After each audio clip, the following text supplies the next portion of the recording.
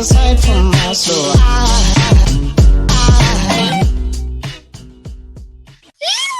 Welcome to the Inspired Evolution, and we're back again, once again, with the blessings of Christina Manlakiani. Christina, how are you?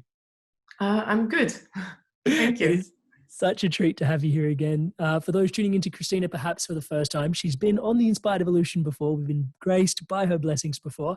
She's a serial entrepreneur, speaker, philanthropist, also a mother.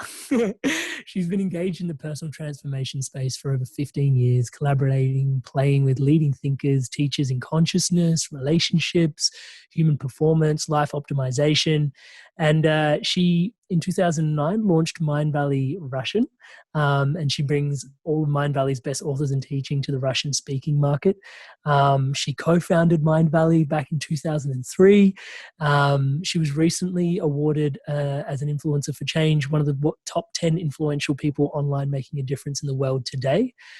And just to give you a bit of an idea in terms of what really inspires me is when we're online, we often see this version of people, which is kind of, I'm just going to call it dressed up, to put it lightly, right? So we see a dressed up version of people. And when you connect with Christina online, and I've got the blessings of being friends with her, and when you rock up, she's beyond raw, she's beyond authentic. It's almost as if she goes out of her way to call herself out on certain things. And I remember the last time we did a podcast, it was on the tools for happiness and how to really dive into that. And it was a great podcast, and I'm still really grateful for that. As we left the podcast, I remember walking back to Mindvalley University with Christina, and we were having this conversation, and you shared, you know what, a big thing that you have found was that people just sometimes need permission to be themselves.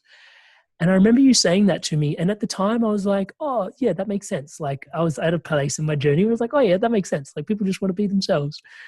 And recently, especially after a podcast I did with Marianne Williamson, the lady that ran for president in the States, this whole conversation around self-acceptance really came home to me. Really, really was like, whoa, yeah, it really sank in a really deep way. And as soon as that happened, I was like, oh, this is what Christina was talking about. And so it kind of, the penny dropped, only 12 months too late, but it still dropped. And Christina's gracious enough to be here with us today. And so a big part of her mission is that reminding us that our greatest potential comes from self-acceptance. And she asked us the question, do we have the courage to rise to our strengths, to our flaws, in exchange for true freedom, success, and an authentic life? So such a pleasure to have you here, Christina. Thank you so much. Wow, that was very, very deep introduction. It's the only place we know where to go. It's shallow is not part of the vernacular over here. But yeah, so where does one begin? I guess the best place for me to sort of start my inquiry is perhaps where did where did this come into the frame for you? The question around self-acceptance. When did this become part of your thing? I guess it's always a part or a thing for every single person. It's just that how deep are we willing to go with that. We are born with self-acceptance. It's somewhere later that we learn to criticize ourselves. In fact, our society, I think, is to some degree idealizing this being hard on yourself. We all want to strive for the better, which is cool, but every tool in personal growth requires appropriate timing to be applied. So we all came from the 20th century society, and the personal growth started, and self-help and this whole niche started growing in the 20th century, I guess, when we had leisure to actually think about more than just bread. And this forceful approach to, let's forge a character, let's forge a human life or a human. It's all a part of our legacy from the 20th century where, but with any journey, each step has to come in its own time. So at that time, that was what the society needed. That was what I needed. I needed also the wake-up call, do something more with your life. But the thing is that our society also idealizes this forceful approach in forging. So what happens is that we start improving ourselves at some point in life. And this constant work on improving ourselves inevitably leads to the point where we stop accepting certain parts of ourselves, and it all comes from the best intentions. We criticize ourselves. Oh, I should do this because I'm like this. We give ourselves labels, and then we want to work on these labels, and we think that work on oneself is finding the flaws and improving them, and it just, first it comes from good intentions, and it's necessary, but then at some point it starts blocking us from being happy. We might be more successful, we might be more efficient, more productive, more this, more that, but we are definitely less what we actually are.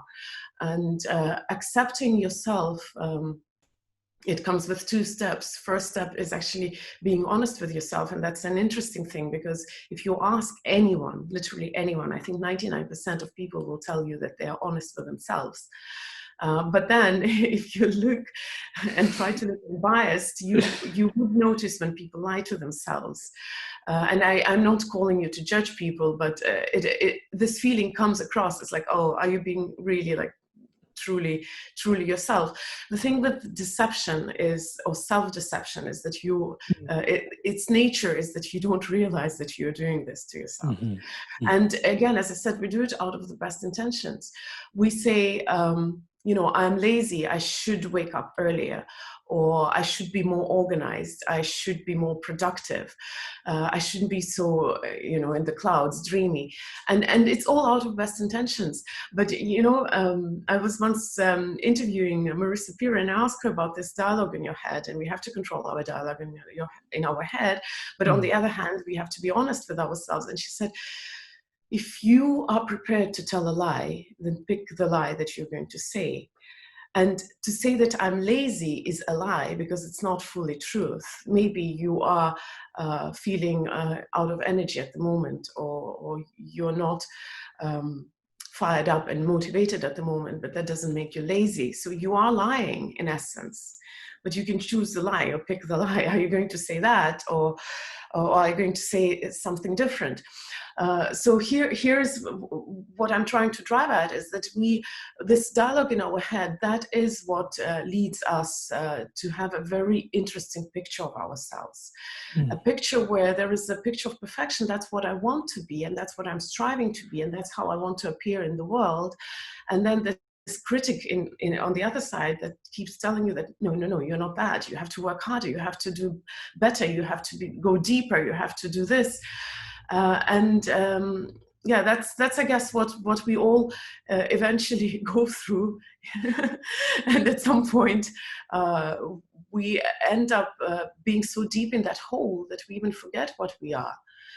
We deny ourselves our flaws, and here, I had a conversation just a few days ago with one interesting Russian guy. He's an indigo child, super philosophical and wise young person. And I asked him that. I said, why is it so hard to be honest with yourself? Is it because we are afraid that if we go deep enough, we'll have to face things that we don't like? The flaws in our characters, the things that we don't want to accept, and that's why it's so hard.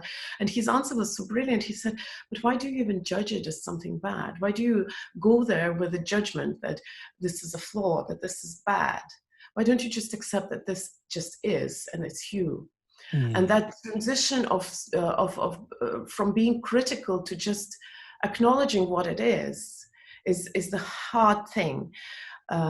And analogy that I like is, can you love yourself like you would love your own newborn baby, who can do whatever they like? They want to burp, they burp. They want to, poop, they do.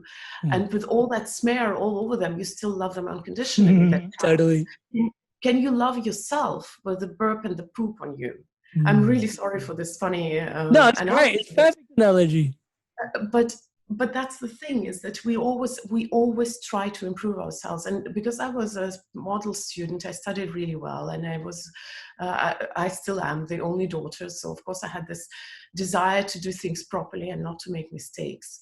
Of course, by the age of 40, I was so deep in that hole of how to improve myself that I really don't know what triggered the journey back. But I guess at some point I was tired of feeling ashamed for what I am. You know, when you're just feeling shame for what you are, you understand this is what you are and you can't change that. With your best intentions, you just can't. And you're so ashamed of that. At some point I said, you know, it is what it is. And I refuse feeling shame. I guess that's where the journey started for me. Thank you so much for sharing that. And just to dive into the conversation, there are so many questions that emerged for me out of that. But you mentioned there are two places to begin. One was being truthful and honest with yourself. Which, there's a whole, I struggled with depression for quite a while. Long back when, those listening in kind of know my story. But yeah, the thread to the root of the actual my depression was a lack of honesty, and a lack of honesty with self was one of the hardest things to forgive myself for. But I had to start, and that was a massive part of my journey. But I don't think we got around to the second piece, or maybe I missed it. What was the second piece? So the first part. The first one is being honest, and it's, you know, the first step is like taking a mop and cleaning up your mirror so that you see yourself clearly in it. The second step would be accepting what you see. It's that baby analogy. You know, are you? Can you love yourself with everything that you see, not despite, but with it? Yeah, there's that choice of words is very not despite, but with it. Yeah, like actually learning to embrace the flaws. I think there's this real gooey place that we're sort of touching on this conversation, which is the reason a big part of how I've come home to self-acceptance is personally being in personal development for so long. There's been this energy of striving and achieving, and consistently doing more and just a little bit more and just a little bit more. And not necessarily getting to the point of burnout, but getting to a point where it's like, how much more must a man do? You know, it's just gotten to a point where it's like, actually, why are you doing, you know, and are you okay just being? And when I check in with myself, it's like, yeah, my being's doing great. And then when I take time to just be, I'm like, oh, when I paused and I reflected, and this happened last week, I was like, I haven't read a fiction novel since I can remember. And I was like, oh my God, I love fiction. And it's like, why don't I give myself permission to do something that I love? And it's like, well, there's this guilt associated to it. If I'm not reading a nice little novel, then it's like, hey, you should be focusing on personal development. You should be reading a fiction, like a non-fiction novel, something that's helping you grow, helping you evolve. And I was sitting with this going, oh my God, can I just accept that I love fiction and just accept myself and just lie on the couch and just read a fiction book? Now, it sounds so simple and it sounds so mundane, but there is kind of this rub with, hey, like striving for something. There is like, and I've got this really deep question at the moment around how do I actually go towards personal development without actually striving for something? But I've kind of surrendered that question altogether for the present moment, just to learn to accept parts of myself. I just cannot, I will have two answers. So one, I have to talk about fiction, and the other one, I'll answer your question, because I know I can feel what you're asking. So first of all, for God's sake, who said that fiction is not evolutionary? Seriously, do you know that Dostoevsky, the best Russian author, one of the best Russian authors, was a philosopher? Read any of his books, read Idiot. One of his novels, I love it. It's so much more enlightening than most of the nonfiction, which is written in the crappiest language, excuse me. I studied in a school where I am a philologist also. I studied in a school where we learned literature. We learned languages to read literature in the original language. So please do not devalue fiction. I dare not. No, it's. I tell you, I'll tell you as it is. I read way more fiction than I read nonfiction. It's a torture for me to go through a nonfiction book, mostly because philology is my huge hobby and I cannot stand bad language. As in, I'm not talking about F words, I'm talking about not beautiful language, not clinical, not the not nurturing inspiring language, but just this dry, well, I don't want to say marketing, but a little like dumbed down language for popular reading. So for me, it's a torture to read nonfiction. Most of it. Some of it is well written. Well, before you move like on, I love Susan David. I really love reading her. Her language is beautiful. I'm gonna have to get some recommendations from you. And I just want to. You can get. The thing is that we are obsessed with the whole idea that we have to forge and force our evolution. You know that every single moment of your life has the potential for growth and transformation. The question is not whether you're reading a textbook or an academic book, or you're interacting with your niece or nephew. You have potential for growth in both. As you said, I said an idea last year that you said, like, yeah, it kind of makes sense. That's what you feel when you read a book. But it was some experience that you had with Marianne Williamson that actually drove it home. So I have a formula for transformation. We overemphasize the knowledge and transformation. And yes, that's why we go for nonfiction books. Okay, if I feel like relaxing, let me at least do something which will make me feel a little better because I'm using time, productively. So we overemphasize the knowledge, but transformation is not just knowledge. If that was the case, everybody who is spending times in libraries would have been amazingly happy, accomplished people. But it's not the case, because knowledge doesn't change your life. Knowledge is like a book on a shelf. It's good to have, but unless you take it out, read it, and line and experience it, it's not going to change your life. Transformation is knowledge, or actually experience of life, plus consciousness. The thing is that knowledge becomes life-changing when it changes your perspective on life, or shifts something about how you feel the life. A very common sense or a common thing that everybody knows, idea or truth, is that happiness is within. And I talked about it probably last year. If you tell yourself happiness is within me, it's in my hands, it's in this moment, in the moment when you're worried for someone that you love, someone who is sick, someone who is missing, or is out there in danger, this knowledge is not going to change anything about your state of being in the now. You will keep being worried, and the knowledge doesn't change anything. It's when you experience what it really means, that's when it's going to change your life. I had this experience years ago when my son was in the surgery, and that I was waiting for 1.5 hours for him to get out of surgery. And if I was chanting the whole 1.5 hours, happiness is within me, it wouldn't have changed my state of being, not for a moment. But a few months later, I was in a car and I heard this song that made me feel young again.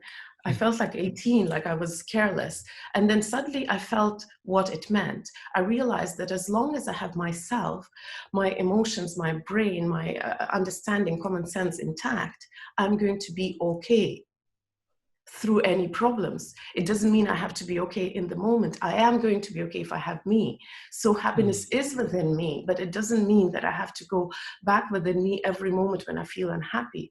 Some moments require you to be in the unhappy, in the moment, and running back inside and trying to find that happiness there at all costs is counterproductive. So that's the difference between knowledge and experience. Knowledge is not going to change your life. Your experience is what's going to change your life. You can read a shelf of smart books, but if you haven't experienced your life in a different angle, this shelf of smart books is not going to change anything in your life. You might have read, before you made your first million, you might have read Harv Eker cover to cover, Robert Kiyosaki cover to cover, understood consciously what they meant, but still not having felt that abundance without having anything in your hands. And until the moment that you feel that, you experience that, not just know, but experience that knowledge is not changing anything. So this is thing number one, knowledge to experience. Experience transforms you, not the knowledge, but then experience transforms you in either to the better or to the worse. Experience has potential for growth, but it has potential for trauma. Every single experience in life has this it's a fork. So what makes a difference is experience with a consciousness or the framework. That's where the knowledge is good. You get experience, but you also get the proper framework to go through this experience in the way that even if it's painful, it's going to make you better on the outcome. Because the biggest lie that our society tells is that what doesn't kill you makes you stronger. That's not true. This is so not true. What doesn't kill you has the potential for you to either become stronger, to become traumatized. Because if you look around, what are all our problems coming from? It's from the experiences which traumatized us in the past, which gave us not the strength, but the weakness. There is experience. Yeah, it might, what doesn't kill you might grow a thicker skin on you. Yeah, that might be that case. But the thing is that sometimes traumatizing experiences make you less of you. You are afraid to love. You are afraid to express yourself. You are afraid to be honest. You are afraid to be courageous, to do things you don't know. And you grow a thicker skin and you say, I'm stronger. No, you're just more deep inside and hidden from what you really are. So what doesn't kill you doesn't make you stronger. So I got so carried away by trying to explain that no, personal growth is awesome. It's pure essence knowledge. It's the framework. It's the things that you know. It's like the law book. We all know how to behave in society, but there is also the legal body that regulates our society. So personal growth is like this. It's pure laws and rules with a little bit of juice to make it a little more interesting. But fiction, especially classical fiction, written by people who knew how to tell a story, that stuff has actually, apart from that wisdom, has also the story, the experience to go with.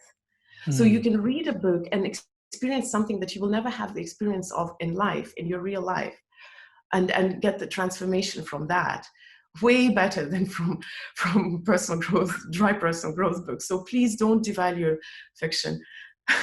Yeah, I got you. Question that I forgot to answer. We were talking about the rub between basically striding for something. Yes, and, I remember and now. being, So that question was asked of Marissa Peer, who is known for her phrase, I'm enough. And one of our video guys asked her, but Marissa, if I tell myself I'm enough, am I not going to be just lying on the bed thinking I'm enough? I don't need to do anything. And Marissa's answer was like this. I'm quoting Marissa, it's not my wisdom. She said, you know, you're lying on the sofa and not doing anything, not because you think you're enough. It's because you think no, you're not enough and you're afraid to go out and do something new. When you are completely content with what you are, that's when you have the courage. What is vulnerability? Vulnerability is when you have the courage to show the world what you are, without knowing what their reaction is going to be. So if you accept yourself fully, you have the courage to go and express yourself fully. If there are things you're ashamed about, when you go out, you're going to try to hide those things, and you're not going to play full out. You're not going to be 100%. So it's a huge misconception that you only can become better if you know what's wrong about you. You can become better if you know what's good about you. And go and work with that. You know, it comes from schools, because I was a straight A student and I know how it works. When my parents came to school, they were told, okay, so Christina is good with this, and this subject, but she needs to put a little more effort into chemistry. I was terrible at chemistry, honestly. Because what was the concept in childhood? To be brilliant, to be good, you have to be good at everything. And to be good at everything, you have to work on things which don't work out for you, which are hard for you. So we equate success with sweat and blood. And only if I put sweat and blood and I put resistance into the process, only then do I deserve my success. But what if, when my parents came to school and they were told, Christina is so good at mathematics, why don't you look into more ways of challenging her in mathematics?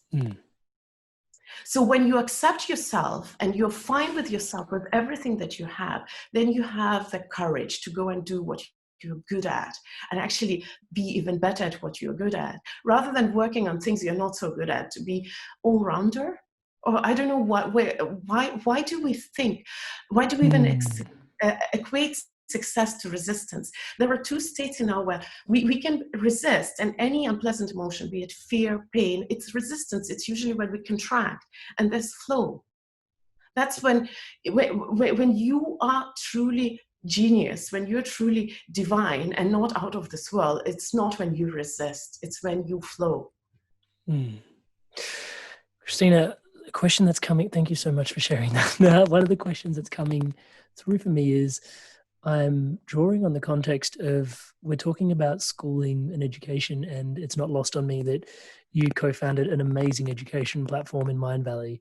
And we're talking here about, one of the things that's coming through for me is just the competition that is available in school, and how that drives us. Like, I'm not too dissimilar to you, was, did really well academically at school, touch wood. But a lot of that was driven by wanting to be the best. And I remember that potentially some of that stirs on, brings out some of the best in you, but sometimes it necessarily, I'm not sure if it always did bring out the best in me. There were certain things that I think I could have explored, that potentially I didn't, because they weren't taught to me as being valued by society. We talk about the language, Mindvalley Tribe here, talking about the values of the culturescape. Some of the things, like, now I borderline live for music, and I know you have a big passion for it too. But back when I was at school, it was just like, mate, maths, science, English, languages, just double down, go hard.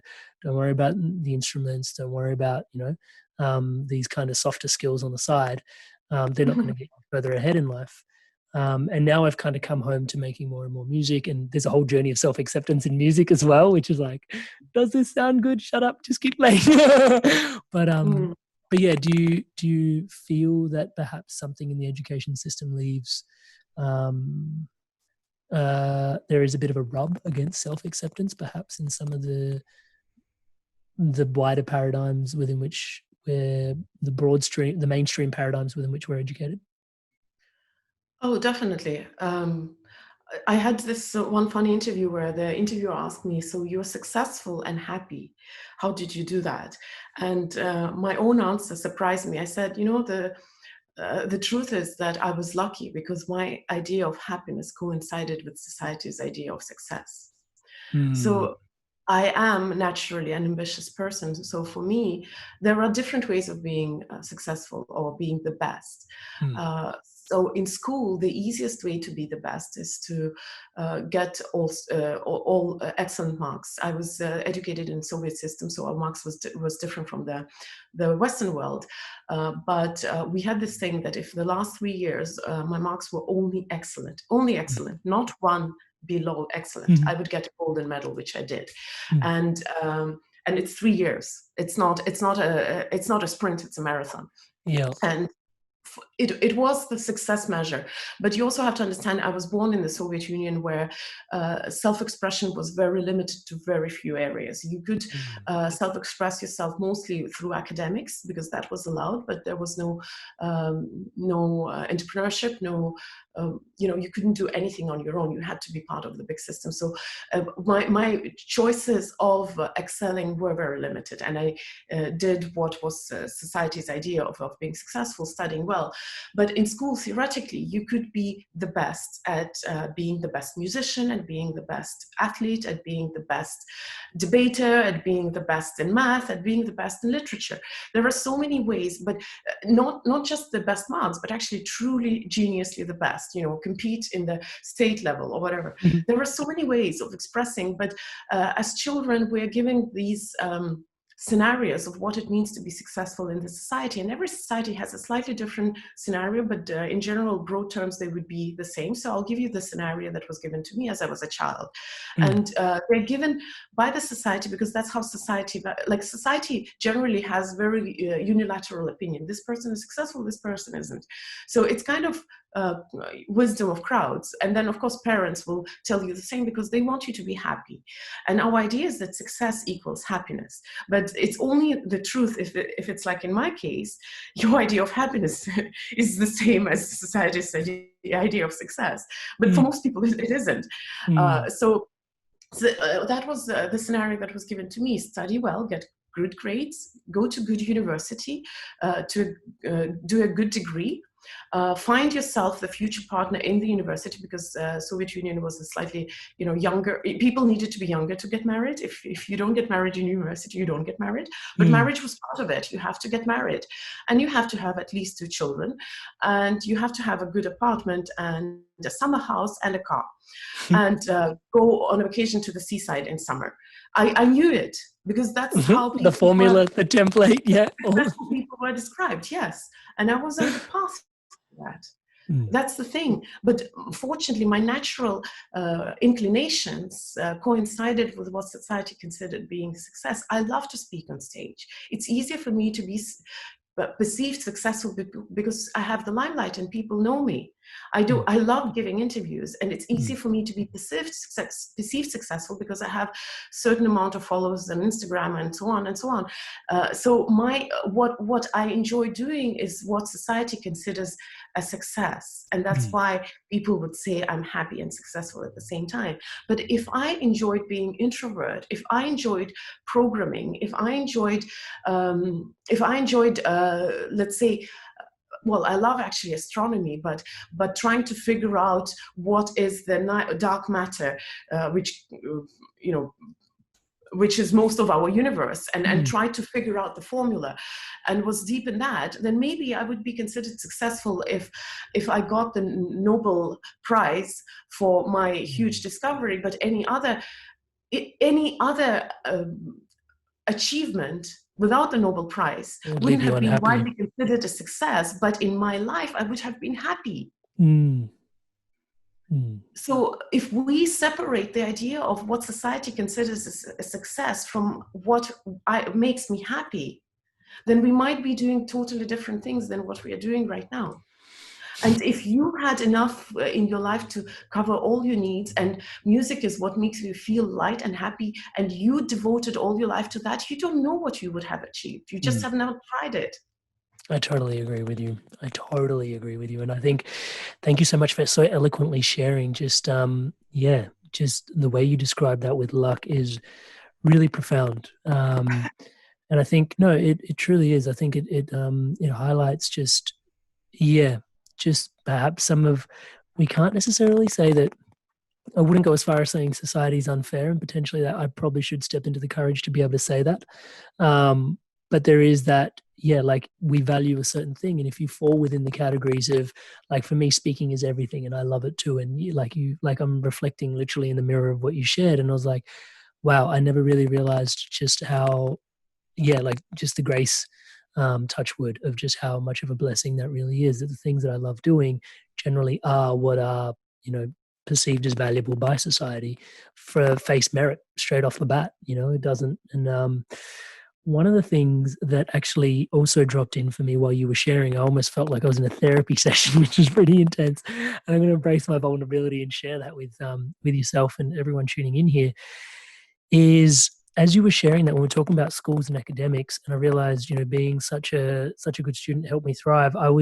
I've been doing some work on the self-acceptance stuff. The place that I decided to start was a book by Tara Brach called Radical Acceptance. And it's been a real game changer for me. One of the key places that, just to reflect back to you, is mindfulness has been a massive part of my life, as is meditation. And she has this one meditation where she invites you to sit in, and as things emerge, instead of just observing them, which is my natural propensity with my meditation background, she says, feel them and then say yes to them and just allow them. And as you allow them, they sort of shift and move. So for example, if you see your shame, you can kind of feel it and see it and sit with it. Now, just to open up a parenthesis here, she kind of talks about how there's generally two spiritual paths accepted by, as a blanket kind of rule of thumb, not that there are infinite spiritual paths, but she says there's kind of this one path where we kind of look at like what is pure and just drive towards it, and your shame, your guilt, all these things are to be shunned, and just keep focusing on like what is pure and what is holy and what is sanctified, and keep going for that. And perhaps celibacy might even fit in one of those conversations. So it's quite a broad spectrum of people that fit into that. But even as I'm sharing that with you, I'm kind of realizing just like the phallic kind of nature of it. It's a bit more masculine, right? There's this other like approach, which is what she invites into for acceptance, which is, hey, like you can look at your guilt, you can look at your shame, you can look at your shadows and these things. And there's an invitation to look at whatever that is representing and seeing if you can really be with it. Like this is what your life is emerging and holding space for you for. And if you can just go in through it, perhaps on the other side, like, do you have the courage to rise to your strengths in exchange for true freedom? And on the other side, perhaps there is freedom waiting there on the other side for you. And it's been really huge just sitting with my emotions and just sort of going, okay, what is it that you want to show me? And yeah, like I'm not going to like just toss you away. I'm actually going to go full exploration into what you are. And one of the things that consistently has been coming back and back and back for me is actually this guilt. And I sit with a lot of guilt, and I was trying, like, I haven't really asked the question of where it comes from. And I just, in your sharing, realized actually where it came from when we were talking about schools. And a big part of it, the drop-in, was it came from me coming from an immigrant family. My family was from India, living in Australia. And I went to a really, touch wood, like an incredible private school. Like probably, like if they didn't have only one child, they probably couldn't have afforded such a thing. And so I was hyper aware of just how much of their energy was spent on me going to the best school possible. And the guilt that was associated with like, okay, this is like an amazing opportunity for someone for me. I shouldn't be deserving of such an opportunity because I have an immigrant family. I should really make the most of this. And that gave me the opportunity to strive. And so that pushing for more and association with that guilt, I just had that realization. So thank you for those blessings. As you were telling, and I want to say straight away that depression is a very complicated topic, which I cannot comment professionally. But I know when I had my darker moments in life, and the idea that helped me a lot, and as I was listening to you, this idea just kept pounding in my head, was it's not the stress that's bad to us, it's the stress about the stress. And it's called well, I don't remember what it's called actually. I think it's called secondary stress. But that idea liberated me, because coming from personal growth and being recovering perfectionist, when I was getting into that path of being upset about something or stressed about something, I would get so stressed about feeling this, because I would think, oh, I shouldn't feel like this. Oh, I should do something with this. Oh, I should get out of that, because I'm the person who goes on stage and talks about happiness. How can I do that?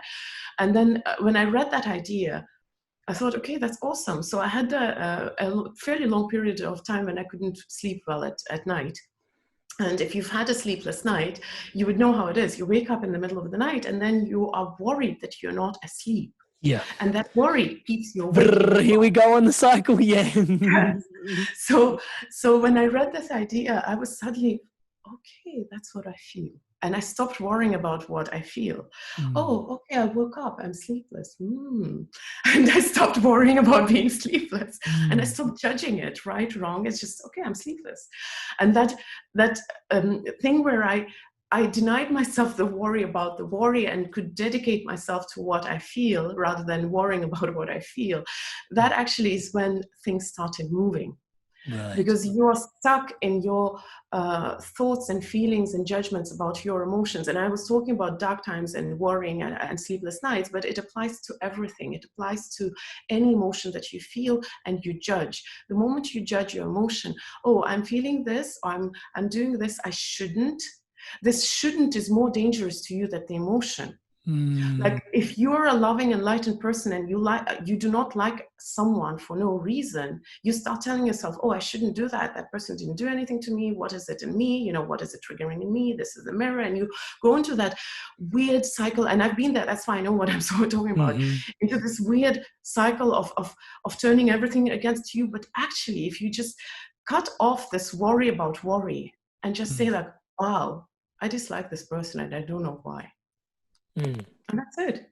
And suddenly this emotion moves and the dislike turns into something else and then into something else. And rather than fighting that emotion, initial emotion, you just allow it to be and it changes. And Susan David, I've mentioned already once, but she has this brilliant idea or wisdom, which is liberating.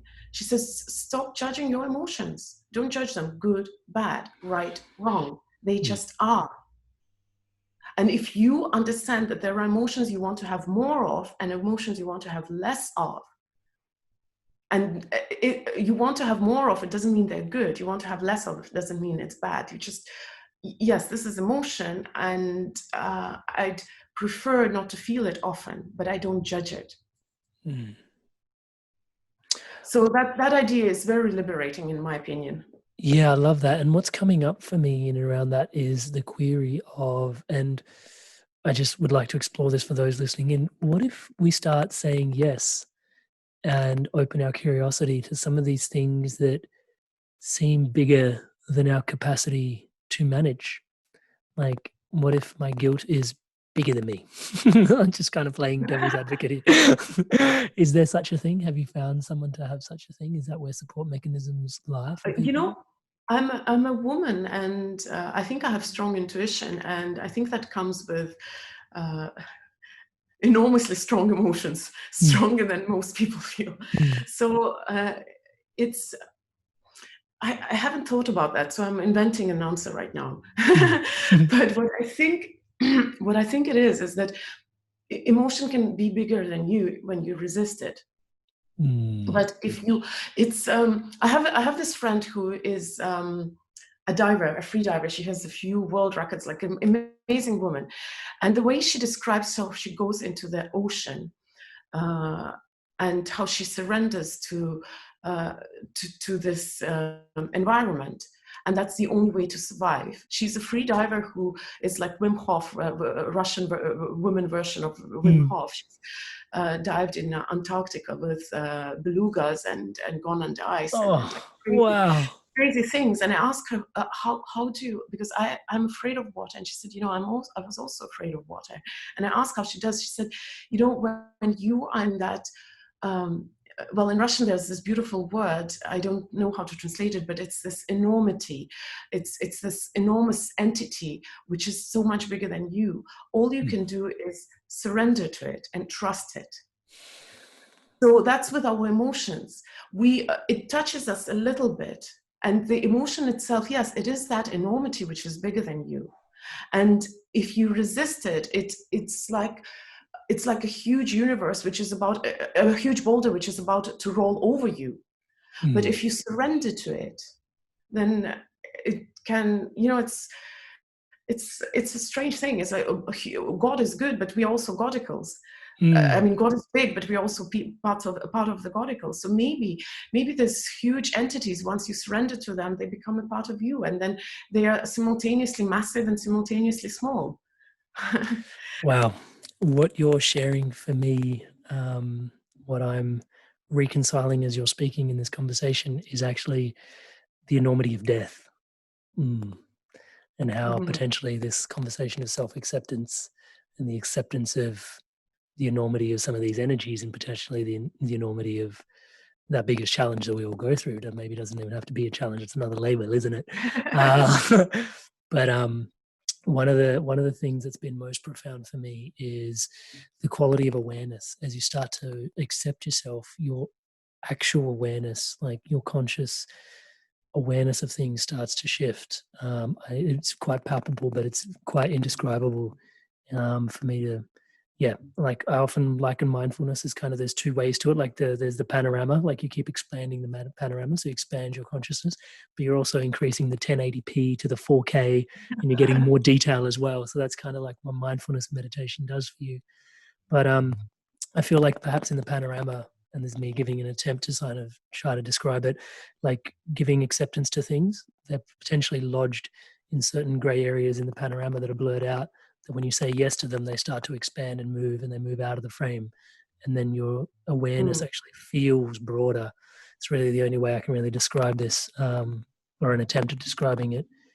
And yeah, I can sort of feel that even that, like the magnitude of potentially approaching death with acceptance, and just how You much know, it's potential there is in there. you just you just reminded me of a joke that my dad used to say when I was small. He said, "You know that in the earth there is another earth, and it's much bigger than the one that we see." So What? no, it's a joke, of course, but I sometimes think that every atom is the universe in itself, and the universe is Mm. an atom and something. So this big and small, in my opinion, it exists simultaneously. But you touched upon a very interesting topic, which is death, Mm. and here.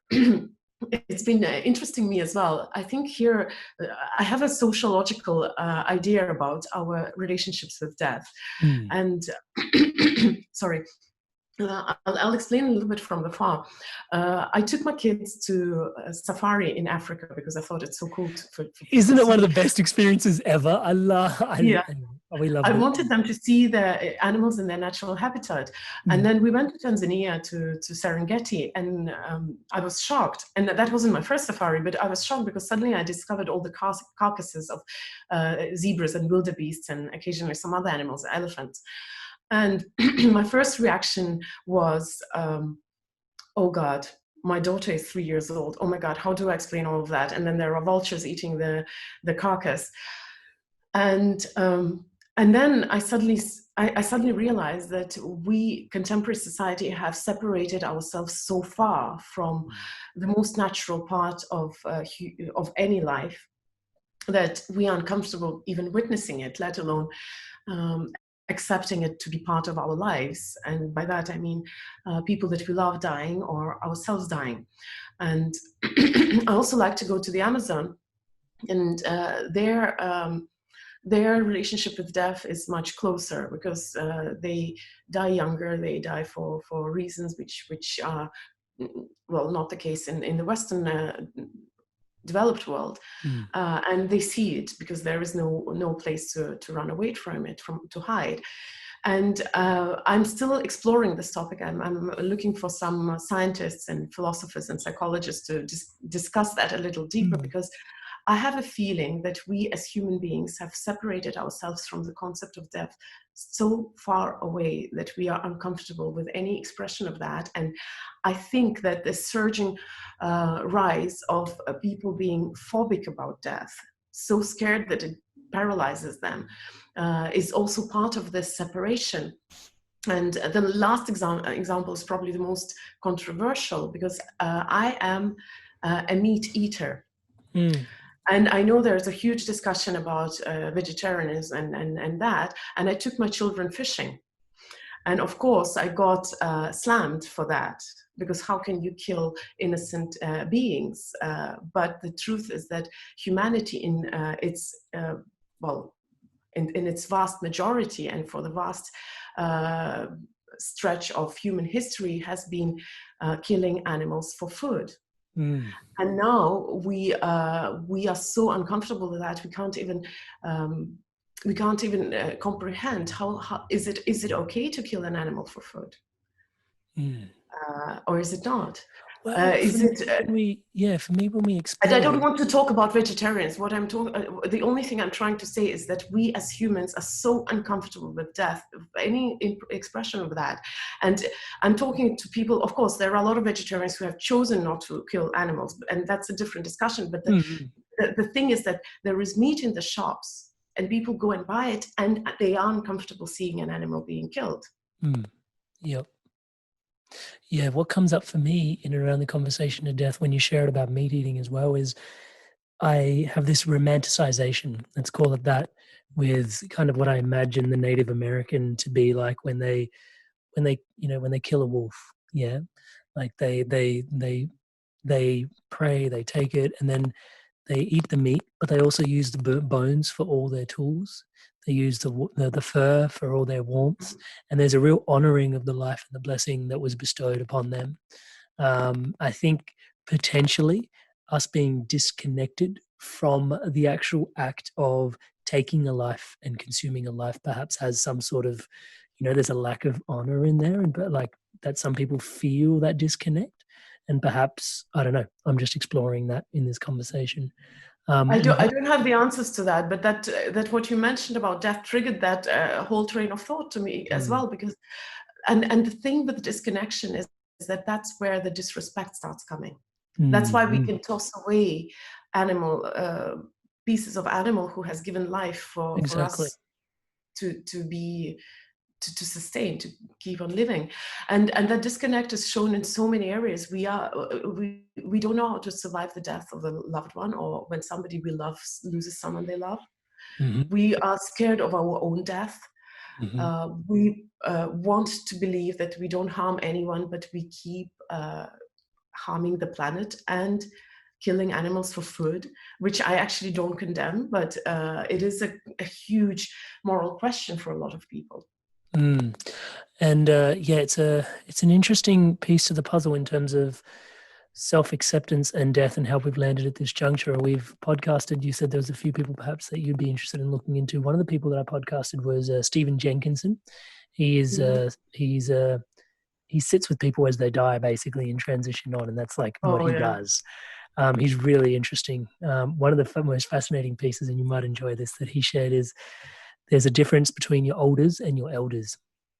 And he said your elders will be able to answer the question, they'll give justified answers to what did you know and what did you do about it. When they're asked this question, your elders will rise to the top and your elders will not have an answer, but your elders will. And there's another lady here in Byron Bay. She's she calls herself a death walker, and her name is Zenith Virago. And she's one of the happiest people I have ever met. It's a bit zenny, to be honest. and she says, come to terms with always sitting at a seat at your table for death. Like, walk with death. Know that you're going to die. And if you can accept, and like now I'm drawing the parallels between acceptance and the conversation she was having all that time ago. Like make a place sitting for death at your table. It's going to come. Befriend it. And from there I can see the acceptance with which she comes to it with. And it's interesting, even as I'm having this conversation with you today, I can see that there are some parts of me energetically that are almost like two magnets trying not to touch, with this whole acceptance piece. It's like, death, can you really accept, when it's like, whoa, two North Poles, no, not to be accepted. Can I ask you, but if you don't accept it, how is it going to change anything? Well, that's the thing, right? Well, if I don't accept, I think the non-acceptance is a piece where it's like out of sight, out of mind, Oh. Yeah, out of sight, out of mind. And I think we perhaps all kind of do this a little bit. This. Yeah, very much so. Very much so. But I think it's like when people were discussing the year 2020, they are like, oh my God, the uncertainty. But the thing is that year 2019 was also uncertain, which is very what's going to happen in 2021? We know what's going to happen in 2021, though. No, it's not about what's going to happen. I'm going to quote one of my favorite novels, fiction, by the way, Master and Margarita by Bulgakov. There's this main character who says, human is mortal, and that would have been half the problem. He's mortal unexpectedly.